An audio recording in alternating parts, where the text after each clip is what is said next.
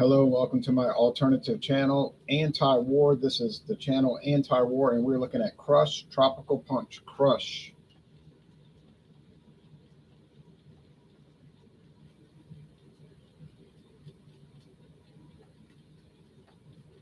And this is showing Skull Hula Hooper with a ukulele for some reason. And this is coming in at, you see it correctly,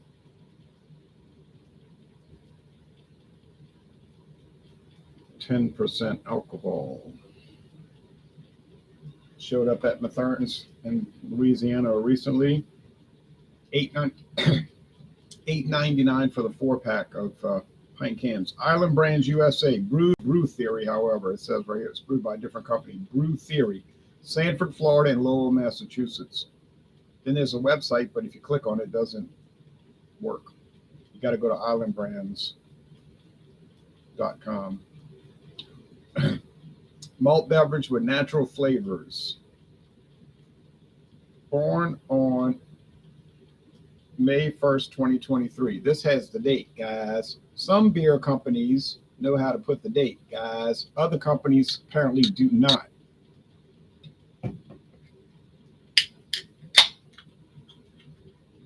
All natural, no coloring added, so it's going to look strange. You'll see what I mean. Normally, if you get a tropical punch malt beverage, it's going to be pink or orange, not silver clear or silver gray with translucency, not transparency. Well, you see, this is what they look like when you don't add coloring. And that's why they add coloring, because people generally are not enthused about drinking a gray, silver gray malt beverage. Okay, so I'm coming back. Hold on.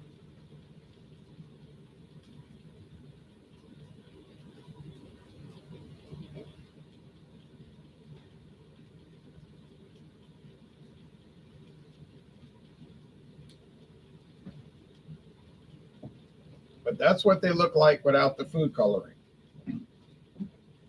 Now, is food coloring dangerous for your health? I have no knowledge of that.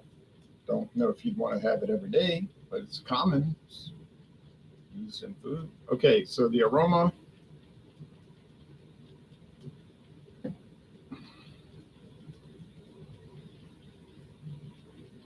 Yeah, various fruit flavors, aromas like oranges, lemons, strawberries, something. And they're probably adding not fresh fruit, but purees that they buy from these commodity house, these companies that sell this stuff in bulk. And they process the malt beverage down to where it's like a vodka, clear. Well, no, it's not very clear. Gray, silver, odorless, colorless. They want the flavor to come from the flavoring. Okay, taste. Cheers. 10%. Yikes.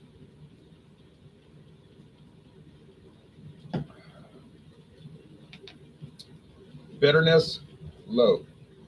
0 out of 5 hop cones. So you're saying, they have no hops in this kind of product. Well, actually, legally, they have to have hops.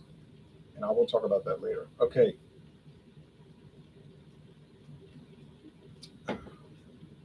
Tartness, pretty high.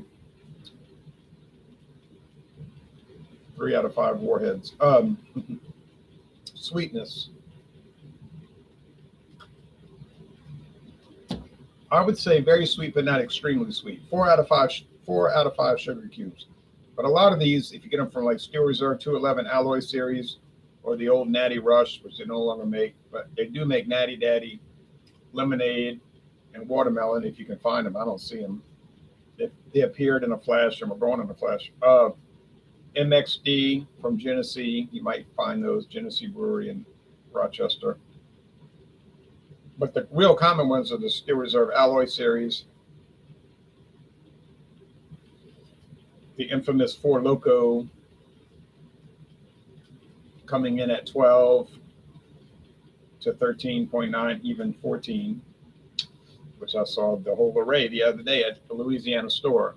12%, 12 and a half, 13.9, 14.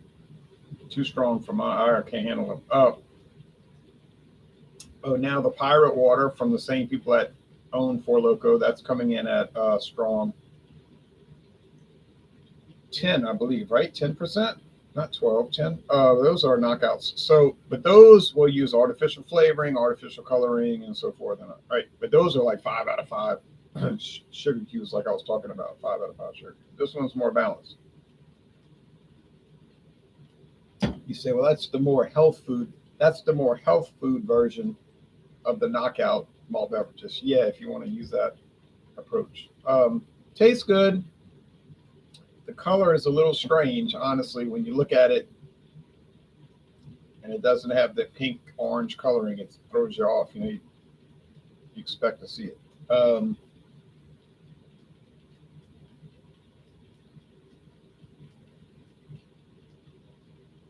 If you get the Smirnoff Ice, there are a couple that don't have the coloring added. Okay, there's a couple of Smirnoff Ices, flavored malt beverages. They're usually running flavored beers or malt beverages, depending on which one you're looking at. They'll be down to 4.5%. It'll say flavored beer. Some of them are 5.7. They'll say flavored malt liquor, meaning flavored strong beer. Malt liquor, strong beer. United States has laws that like you can't say strong beer, so you say, oh yeah, malt liquor, high gravity lager, and it's the same thing. Okay, but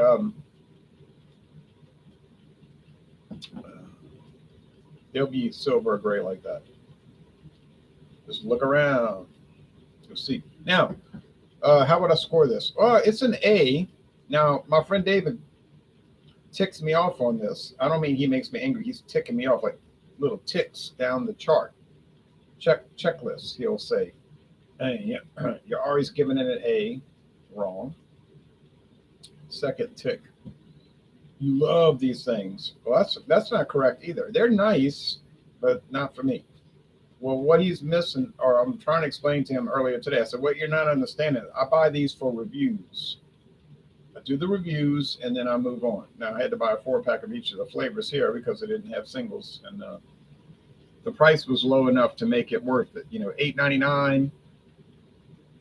So that's 9. Half of 9 is $4.50. Half of $4.50 is $2.25. So $2.25 for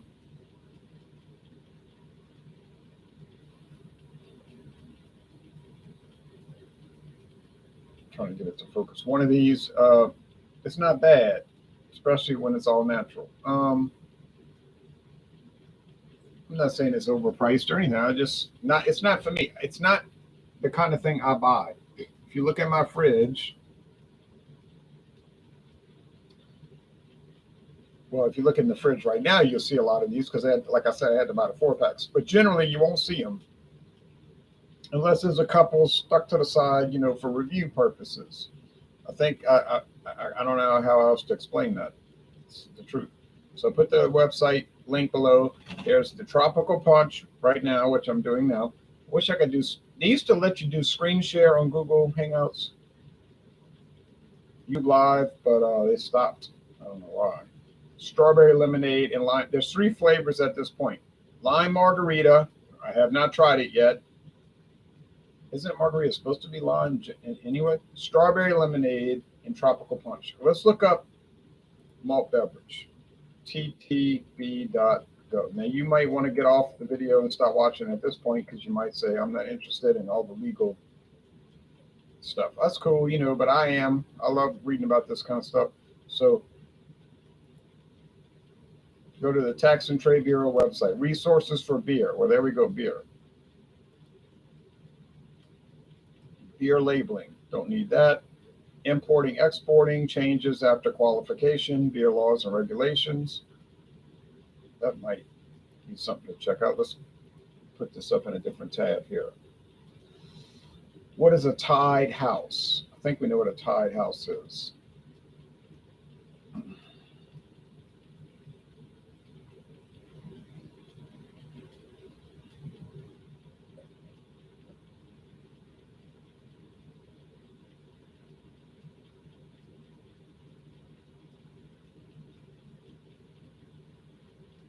So I think it's something to do with like if you have somebody make something for you, but you don't actually make it. Kind of like the Redemption straight bourbon that I tried today.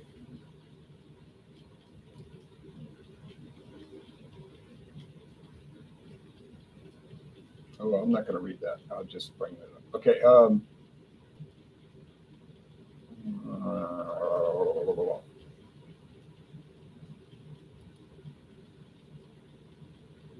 Brewer's notice or permits, taxes and filing, formula approval, other beer topics, sake, alternating proprietorships, and frequently requested listings.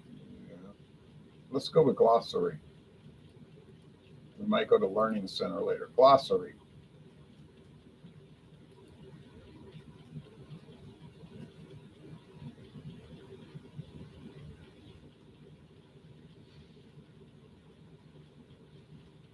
No.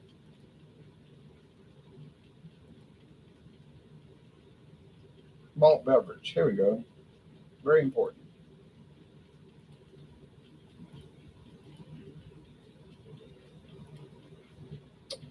Here's what the United States government says a malt beverage is. I'm drinking one right now.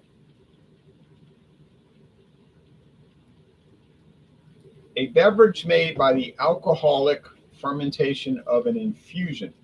A beverage, this is a beverage, made by the alcoholic fermentation of an infusion or decoction. Infusion, you're putting something into it.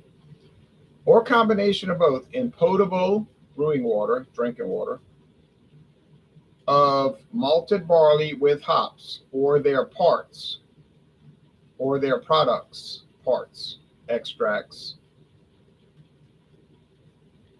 hop cones, and with or without other malted cereals, and with or without the addition of unmalted or prepared cereals, rice, corn, corn syrup, other carbohydrates or products prepared from these, and with or without the addition of carbon dioxide. You can do it flat, like they do with the pregame from Four Loko.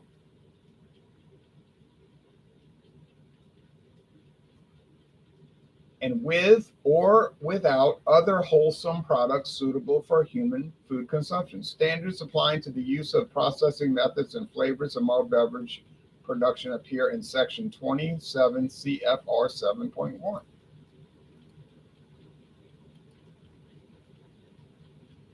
which we'll look at right now. A beverage made by the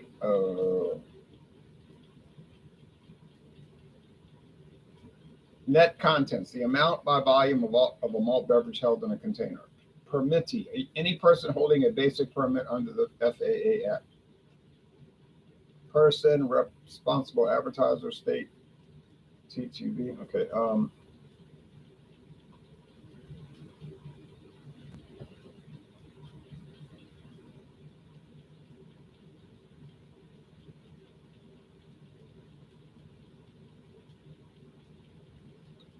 Malt beverages sold in any state of foreign commerce.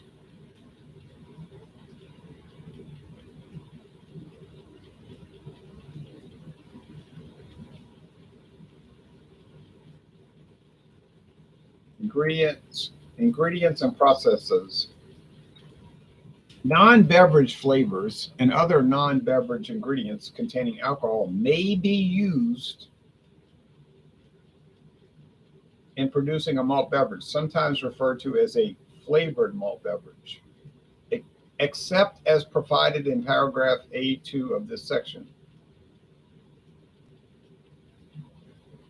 which says in the case of malt beverages with an alcohol content of more than 6%, like this one, by volume, no more than 1.5% of the volume of the malt beverage may consist of alcohol derived from added non-beverage flavors and other non-beverage ingredients containing alcohol. So it can have no more than a 1.5% of alcohol coming from an additive.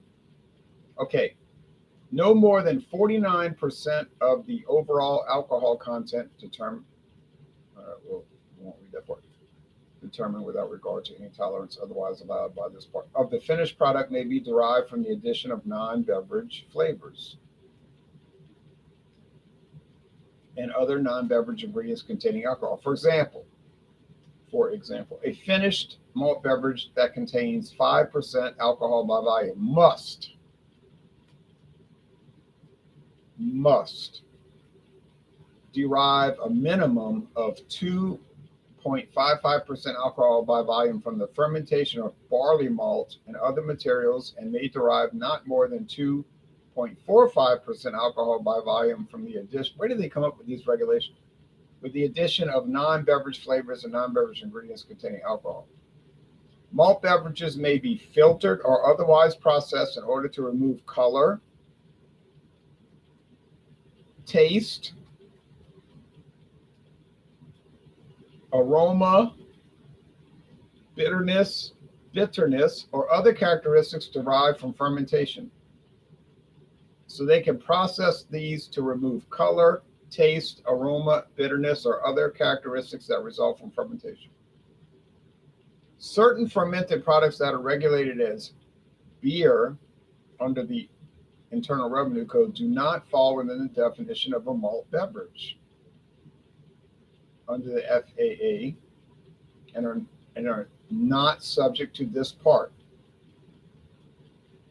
Sake, the Japanese thing, sake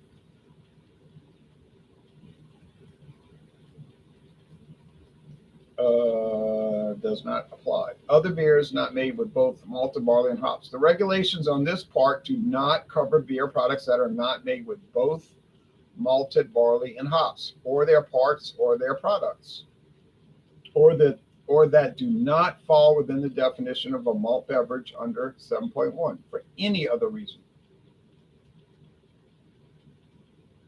Bottlers or importers of alcohol beverages that do not fall within the definition of malt beverages, wine, or distilled spirits under the FAA Act should refer to the applicable labeling regulations for foods issued by the U.S. Food and Drug Administration.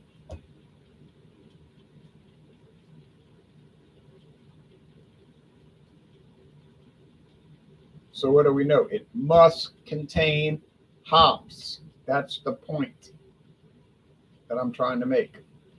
They must contain hops. It's not an option. It's not something you may or may not want to do. It has to happen. Do I support these regulations?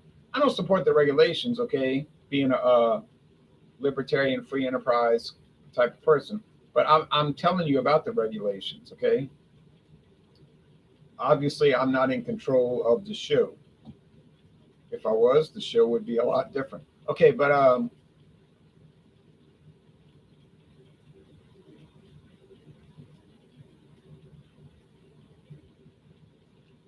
mandatory labeling information. You have to list if it has yellow number 5. Well, we're not going to read all that. Aspartame. Oh, hell, I wouldn't buy it if it has that. Misleading brand names.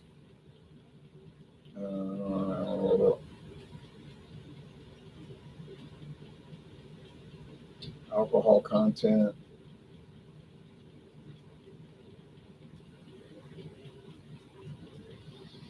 Name and address, country of origin. Food and allergy statements. Use of the term organic.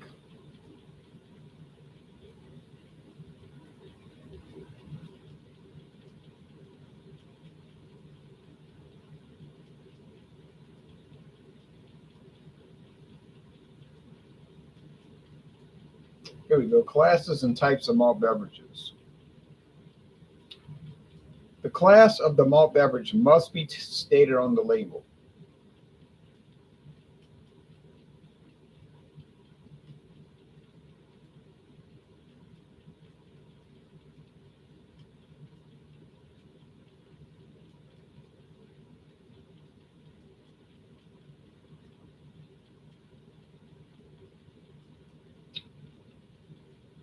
A malt beverage specialty product is a malt beverage that does not fall under any of the class designations set forth in subsection 7.142 through 7.144 and is not known to the trade under a particular designation.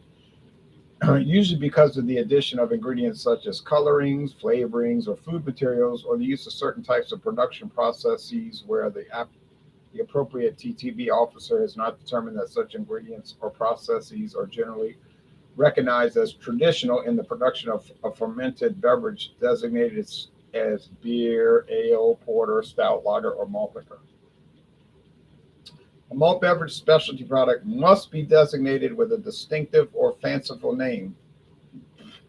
Must be designated with a distinctive or fanciful name, together with a statement of the composition of the product in accordance with subsection 7.147. This statement will be considered the class designation for the purpose of this part.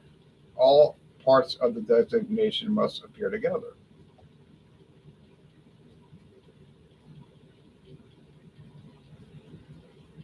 Any malt beverage as defined in subsection 7.1 may be designated simply as a malt beverage. What does 7.1 say?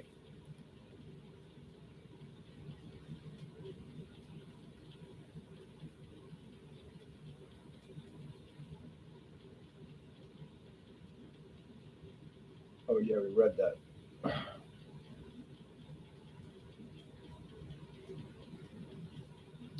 A beverage made by the alcoholic fermentation of an infusion or decoction or combination of both in potable water, brewing water of malted barley with hops. Here's the with hops. So when people tell you, oh, that doesn't have any hops, wrong. It may not be bittering hops, may not be particularly flavorful. The class designations beer, ale, porter, stout, lager, and malt liquor may be used to designate malt beverages that contain at least 0.5% alcohol by volume and that conform to the trade understanding of those designations. These designations may be preceded or followed by descriptions of the color of the product, such as amber beer, brown ale, red lager, golden malt liquor. You see what I'm saying? As well as descriptive terms such as dry, export, cream, and pale. No product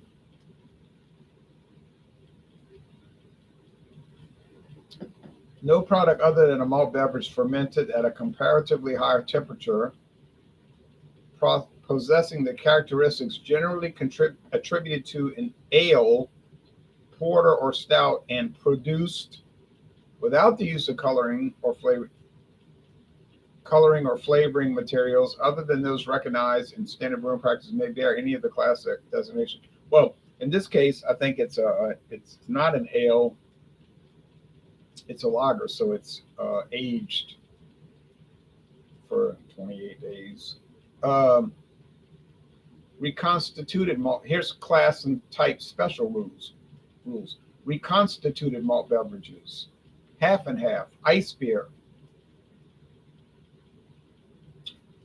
Malt beverages supercooled during the brewing process to form ice crystals may be labeled with the type designation ice, preceding the class designation beer, ale, etc.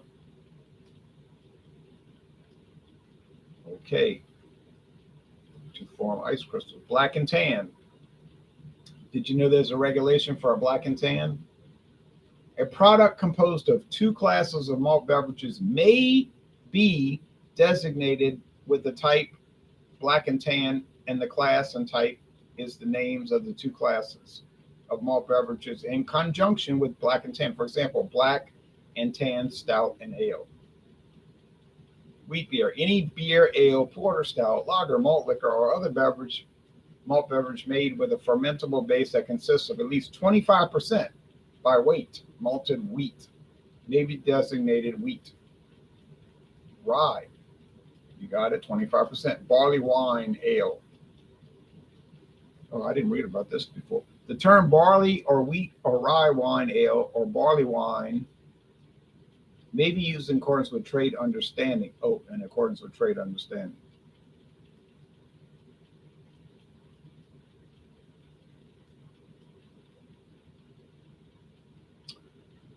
Malt beverages aged in barrels. Label designations for malt beverages aged in barrels or with wood chips, spirals, or staves derived from barrels made but are not required to may include a description of how the product was aged. Thus, for example, acceptable designations for a standard beer aged in oak barrel would include beer, oak aged beer, and a beer aged in an oak barrel. Barrels previously used in the production of wine or distilled spirits.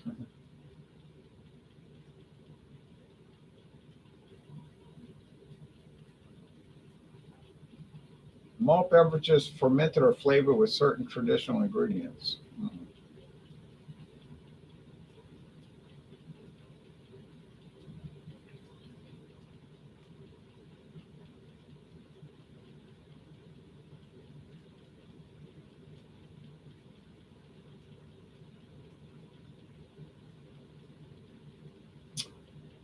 Here's a tongue twister, a mind blower.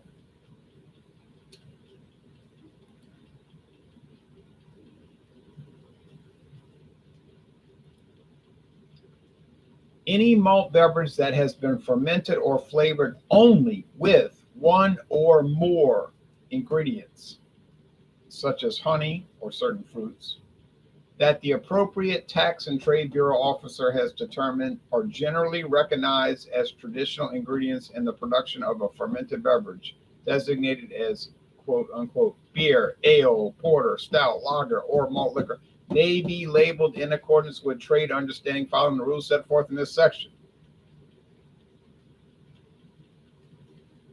If the malt beverage has been fermented or flavored with ingredients that the appropriate TTB officer has not determined or generally recognized, must be labeled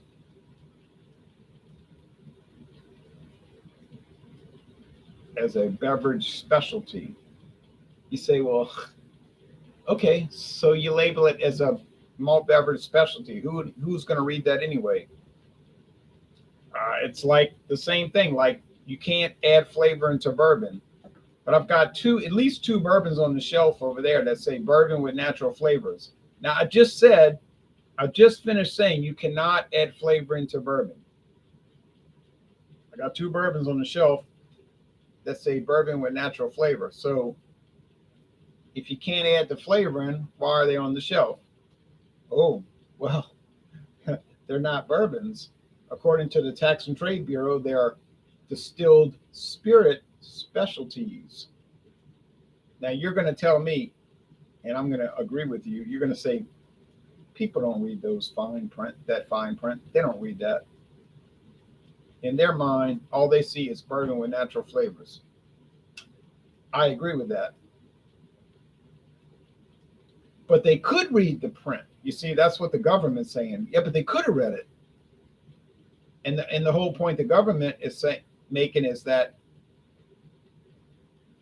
well, no one's going to care, because if you get a bottle of 10 high bourbon, it's going to say clearly on the label, bourbon whiskey with natural flavors. It's there. No one made you buy it. So yeah. Okay.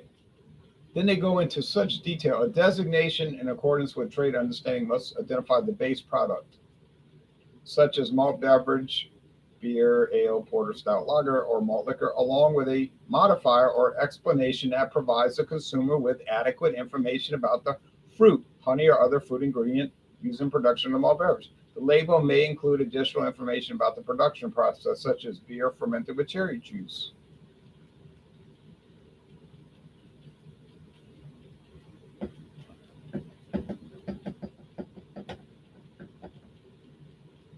Where more than one exempted ingredient is included,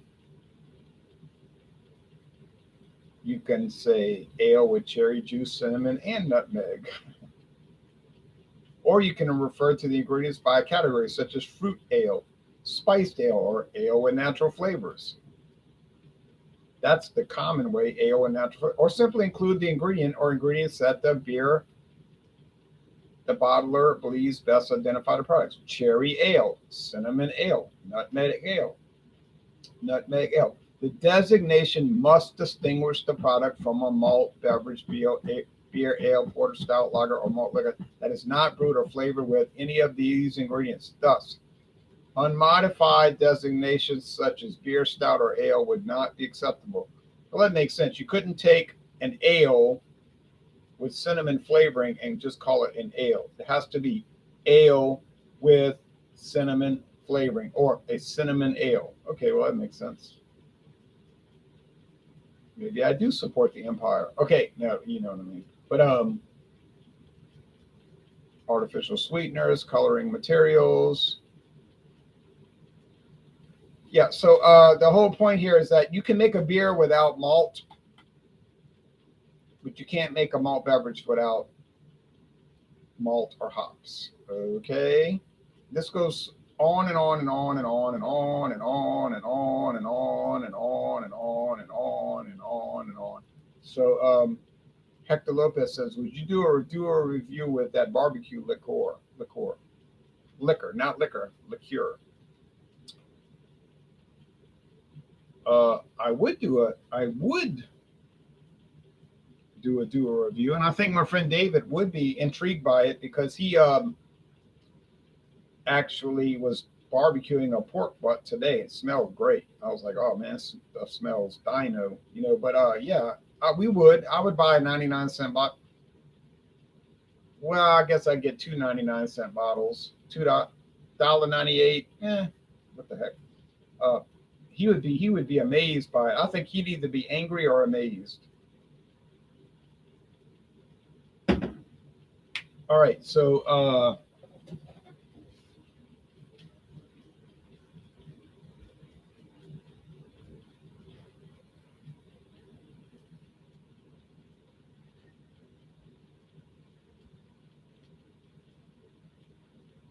I got all my windows closed and the blackout curtains because it's 100 degrees outside right now. Like it's 100 degrees, and I'm trying to save electricity, which is not probably working. All right, I went to my friend David's house. He was like, I'm losing. That thing would not shut off. The air conditioner's running. It's terrible. Okay, we need rain, man.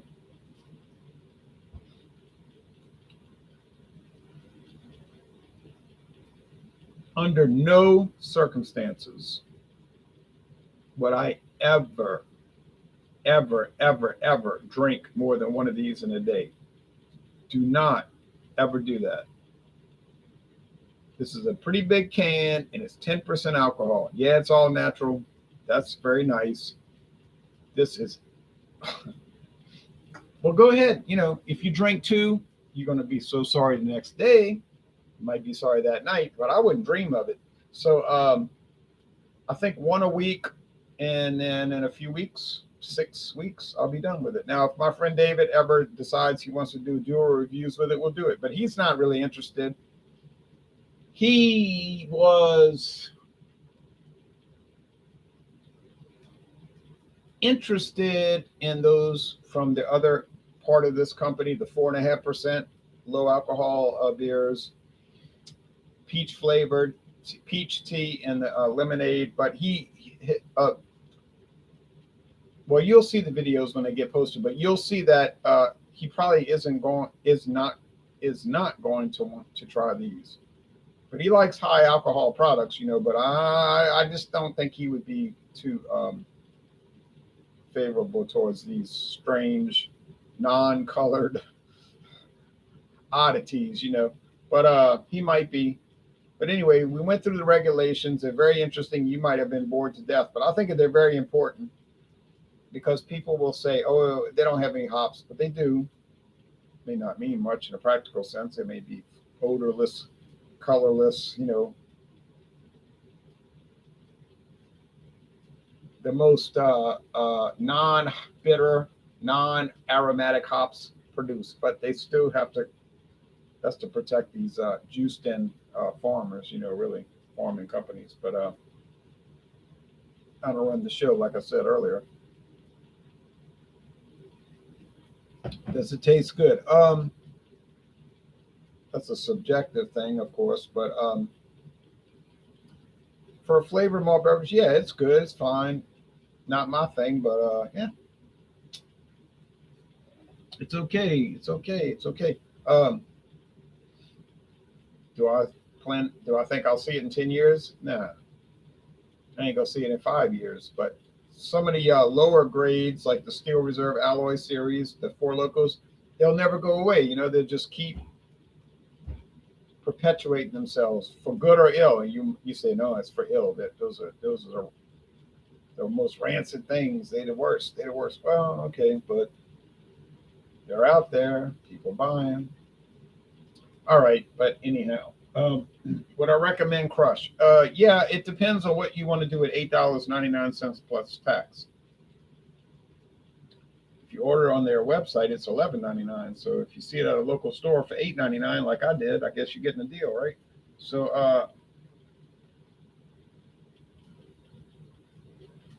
did I get a deal? Well, I got to drink them now. You see what I mean? Like,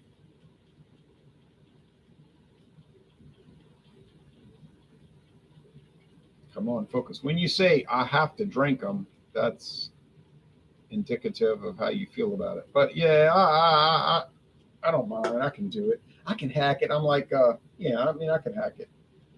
Don't want to, but ooh, woo, woo. All right, whoa.